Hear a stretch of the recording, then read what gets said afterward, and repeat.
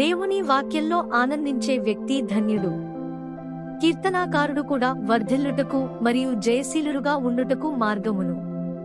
కీర్తన 1:1-3 లో చెప్పుచున్నాడు, దుష్టుల ఆలోచన చొప్పున నడువక, పాపుల మార్గమున నిలువక, అపహాసకులు కూర్చుండు చోటను కూర్చుండక, యెహోవా ధర్మశాస్త్రమునందు ఆనందించుచు దివారాత్రము దానిని ధ్యానించువాడు ధన్యుడు.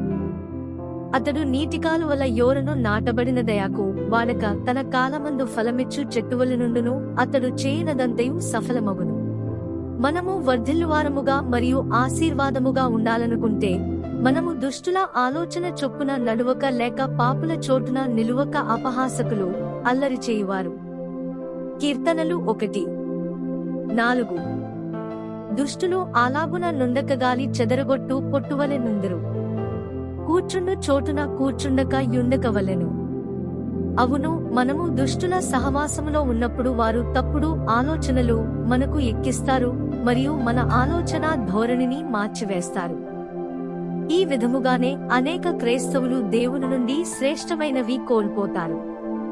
కీర్తనలు 1:6 నీతిమంతుల మార్గము యెహోవాకు తెలియని, దుష్టుల మార్గము నాశనమునకు నడుపును.